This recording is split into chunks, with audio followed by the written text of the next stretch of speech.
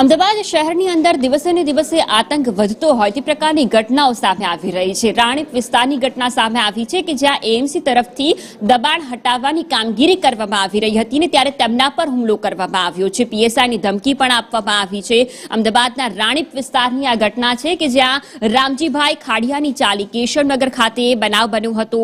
એએમસીની team તરફથી દબાણ હટાવવાની કામગીરી કરવા માટે પહોંચવામાં આવ્યું હતું, પરંતુ પીએસઆઈને કોલર પકડીને મારી નાખવાની ધમકી સ્થાનિકો તરફથી આપવામાં આવી હતી। વધુ વિગતો સંવાદદાતા જિગ્નેશ પાસેથી લઈશું।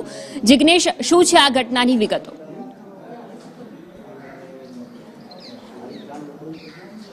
વાત કરીએ ફલ્ગુની તો દાદાનું બુલડોઝર અત્યારે ન માત્ર અમદાવાદ શહેર પરંતુ રાજ્યભરમાં જેટલી જગ્યાઓ પર ગેરકાયદેસર દબાણો થયા છે ત્યાં ચાલી રહ્યું છે। તેવામાં અમદાવાદના રાણીપ વિસ્તારમાં કેશવનગર પાસે આવેલી રામજીભાઈની ચાલીમાં ગઈકાલે કોર્પોરેશન અને પોલીસની ટીમો જ્યારે દબાણ હટાવવા ગઈ હતી પોલીસ બંદોબસ્ત સાથે, ત્યારે સ્થાનિકોના ટોળાએ એકઠા થઈ સરકારી કામગીરીમાં રૂકાવટ ઊભી કરી કોર્પોરેશનના કર્મચારીઓ પર હુમલો કર્યો હતો, પથ્થરમારો કર્યો હતો અને સાથે જ ફરજ પર બંદોબસ્તમાં હાજર રહેલા પીએસઆઈનો કોલર પકડી તેમને મારી નાખવાની ધમકી પણ આપી હતી।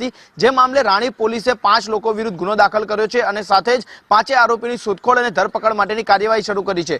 જોકે હજી રાજ્ય કેશવનગર વિસ્તાર છે ત્યાં ઘણા કહી શકાય કે જે ગેરકાયદેસર દબાણો છે તે હટાવવાની આગામી સમયમાં પણ કામગીરી થનાર છે, જેને લઈ પૂરતો બંદોબસ્ત સાથે આ કામગીરી કરવામાં આવે તેવી કોર્પોરેશનની ટીમ દ્વારા પણ રજૂઆત કરવામાં આવી છે।